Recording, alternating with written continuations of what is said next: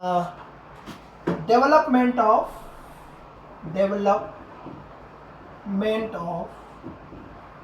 Endosperm development of endosperm. अब इसमें क्या है, हमने अभी आपको वही बताया आपको डबल फर्टिलाइजेशन इवेंट में कि होता क्या था। Secondary male nucleus fertilized with two polar nuclei and form 3n structure that is called primary endosperm nucleus। ठीक है, ये आपका बना रहा था। अब हम देखते हैं कि ये जो प्राइमरी एंडोस्पर्म न्यूक्लियस है ये कैसे डेवलप करता है एंडोस्पर्म में। तो यहाँ पे हम एक इंटरेस्टिंग टॉपिक आपको बता दें हल्का सा कि ऑलवेज जब भी कोई सीड डेवलप करता है, ठीक है, सीड अगर कोई डेवलप करता है तो सीड में मोस्टली हम क्या देखते हैं, एंडोस्पर्म जरूर बनेगा। ये जरूरी नहीं कि लास्ट तक वो रहे, लेकिन बनता जरूर है during the development. So endosperm plus embryo, ये दो चीजें ही आपके किसमें, आपके सीड किसी सीड में देखने को मिलती हैं। कुछ सीड ऐसे होते हैं जिसमें एंडोस्पर्म जो है जब सीड फुल्ली डेवलप हो जाता है तो एंडोस्पर्म एब्सेंट हो जाता है, पूरी तरीके से कंज्यूम कर लिया जाता है। और कुछ स्पीसीज प्लांट ऐसे मिलते हैं जिसमें सीड एंडोस्पर्मिक होता है, उसमें एंडोस्पर्म जो है लास्ट तक रहता है, जो कि आपके सीड जर्मिनेशन में भी हेल्प करता है। ठीक है, तो ये हम लोग अभी यहाँ पे पढ़ेंगे। तो सीड में दो पार्ट होते हैं, एंडोस्पर्म एंड एम्ब्रियो।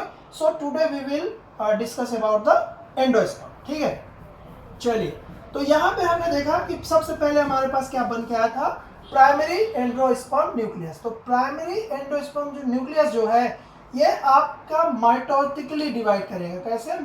माइटोसिस के थ्रू। ठीक है, with the help of mitosis ये जो है बहुत तेजी से डिवाइड होता है, जिसको बेसिकली हम लोग बोलते हैं फ्री न्यूक्लियर डिवीजन। याद रखेंगे, फ्री न्यूक्लियर डिवीजन। ठीक है, और ये फ्री न्यूक्लियर डिवीजन होने के दो रीजन है कि ये क्यों होता है। पहला, एंडोस्पर्म को ऑलवेज जो है endosperm always develop before embryo. So पहला रीजन ये होता है कि क्यों इसमें फ्री न्यूक्लियर डिवीजन मिलता है, क्योंकि this is the fastest way of division of any cell with the help of mitosis.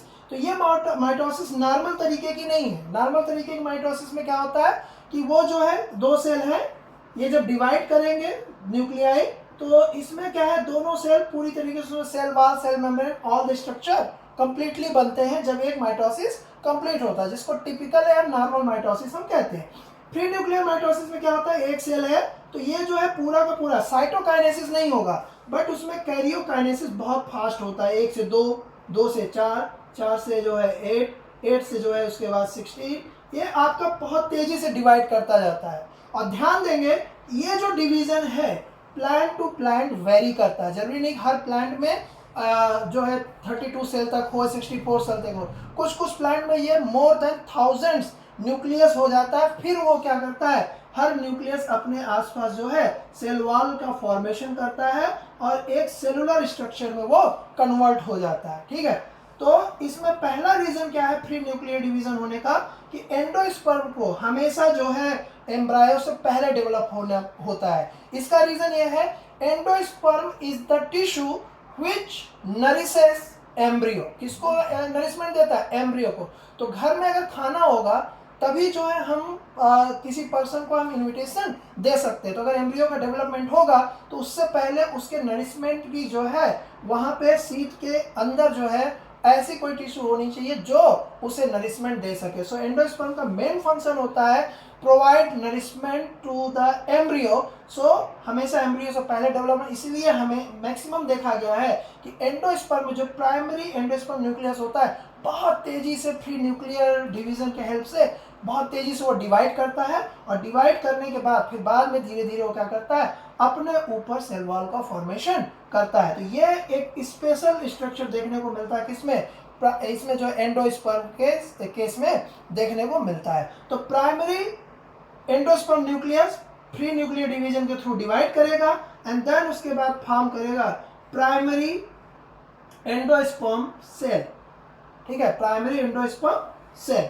और ये जो है इसका एक बेस्ट टू बेस्ट एग्जांपल हम आपको बताते हैं फ्री न्यूक्लियर एंडोस्पर्म का, सेलुलर एंडोस्पर्म और फ्री न्यूक्लियर एंडोस्पर्म। तो यहाँ पे हम थोड़ा सा देखते हैं कि क्या होता है सेलुलर एंडोस्पर्म, क्या होता है फ्री। अब देखिए दो तरीके के, एक्चुअली इसी के बेसिस पे दो तरीके के एंडोस्पर्म मिलते हैं, फ्री न्यूक्लियर एंडोस्पर्म। हर एक एंडोस्पर्म स्टार्ट में फ्री न्यूक्लियर ही होता है। ये जो फ्री न्यूक्लियर है ये बाद में सेलुलर हो जाता है, तो उसको हम लोग क्या बोल देते हैं, सेलुलर एंडोस्पर्म। अब इसका बेस्ट टू बेस्ट एग्जांपल है कोकोनट। आपने ध्यान से देखा होगा, इसको अब ऑब्जर्व करिएगा नेक्स्ट टाइम। कोकोनट जो होता है उसमें जो आप वाटर, कोकोनट जो वाटर होता है, coconut water is the free nuclear endosperm. क्या होता है, फ्री न्यूक्लियर एंडोस्पर्म। तो ध्यान रखिएगा, बहुत इंटरेस्टिंग है। कोकोनट आप लीजिए, उसे आप ब्रेक करिए, उसमें जो वाटर निकलता है, जो वाटर हम ड्रिंक करते हैं, that water is the free nuclear endosperm. अब एक चीज और ध्यान दीजिएगा, अगर यही आप बिल्कुल रॉ, मतलब बिल्कुल जो है यंग स्टेज में अगर आप कोकोनट को कट करें तो पूरा का पूरा कोकोनट अंदर जो है फ्री न्यूक्लियर ही होता है, उसमें आपको कोई भी वो व्हाइट स्टेजेस या टिश्यू लाइक स्ट्रक्चर देखने को नहीं मिलता है। लेकिन जब एक जो है आप मेच्योर कोकोनट को ब्रेक करिए तो उसमें क्या मिलता है, उसमें वाटर जो है कंपेरेटिवली यंग वन से कम मिलता है, क्योंकि जो फ्री न्यूक्लियर एंडोस्पर्म है वो धीरे धीरे किसमें कन्वर्ट होना शुरू हो जाता है, सेलुलर एंडोस्पर्म में। और जो वो व्हाइट पार्ट है that is the cellular endosperm of coconut. So coconut को अगर आप ब्रेक करेंगे, उसमें जो वाटर है, water is the free nuclear endosperm of coconut, and उसमें जो व्हाइट पार्ट जो हम लोग खाते हैं, व्हाइट पार्ट, उसमें solid white part tissue like, that is the cellular endosperm. So ये दो डिफरेंट टाइप के एंडोस्पर्म आपको देखने को मिलते हैं, और इसका बेस्ट बेस्ट एग्जांपल क्या है, कोकोनट। अब यहाँ पे बात करेंगे, बहुत सारे सीड ऐसे हैं जिसमें आफ्टर मैच्योरिटी, ठीक है, उसमें एंडोस्पर्म नहीं रहता है। फॉर एग्जाम्पल जितने आपके पल्सेस हैं, क्या है, पल्सेस, फॉर एग्जाम्पल जो आपके पल्सेस होते हैं इनमें एंडोस्पर्म सिर्फ ड्यूरिंग द सीड डेवलपमेंट ही होता है। कब, ड्यूरिंग सीड डेवलपमेंट, जब तक सीड डेवलप हो रहा होता है। और सीड जैसे ही मैच्योर हो जाता है उसमें जो है आपका क्या होता है, सीड जैसे ही मैच्योर हो जाएगा आपका एंडोस्पर्मिक पार्ट बिल्कुल रिड्यूस हो जाए, तो फिनिश हो जाता है या बहुत थोड़ा सा रह जाता है। ठीक है, तो पल्सेस में आप देखेंगे उसमें मोस्ट ऑफ द मोस्ट आपके ऐसे मिलते हैं, फॉर एग्जांपल जिनमें जो है आपका एंडोस्पर्म बहुत ज़्यादा देखने को नहीं मिलता। जैसे for example P, groundnut, beans, ये आपकी बुक में भी दिया हुआ है। और अगर आप कैस्टर देखें, कोकोनट देखें, तो ये इनके सीड में जो है एंडोस्पर्म जो है आफ्टर द सीड डेवलपमेंट भी मिलता है। तो ऐसे सीड जिसमें एंडोस्पर्म सीड मैच्योरिटी के बाद भी प्रेजेंट हो उनको एंडोस्पर्मिक सीड कहते हैं। और इस तरीके के सीड जिसमें जो है आपका एंडोस्पर्म एब्सेंट हो जाए व्हेन सीड गेट मैच्योर्ड, तो ऐसे सीड को हम लोग नॉन एंडोस्पर्मिक सीड कह देते हैं। नॉन एंडोस्पर्मिक सीड का मतलब ये नहीं है कि उसमें एंडोस्पर्म बनता ही नहीं है या उसमें ट्रिपल फ्यूजन होता ही नहीं है, ऐसी कोई बात नहीं है। लगभग सारे के सारे एंजियोस्पर्म प्लांट में ट्रिपल फ्यूजन होता है, डबल फर्टिलाइजेशन देखने को मिलता है। तो एंडोस्पर्म बनेगा, लेकिन ये डिपेंड करता है कि कुछ सीड में मैच्योरिटी के पे भी प्रेजेंट रहते हैं तो उनको एंडोस्पर्मिक कह देते हैं, लाइक कैस्टर, कोकोनट। और अगर जो है ये एब्सेंट हो जाए मैच्योरिटी के बाद तो उसको हम नॉन एंडोस्पर्मिक सीड कह देते हैं। फॉर एग्जाम्पल आप जो है wheat, P, coconut, P, groundnut, beans and that's all. ठीक है, चलिए, this is the topic I have covered for endosperm development.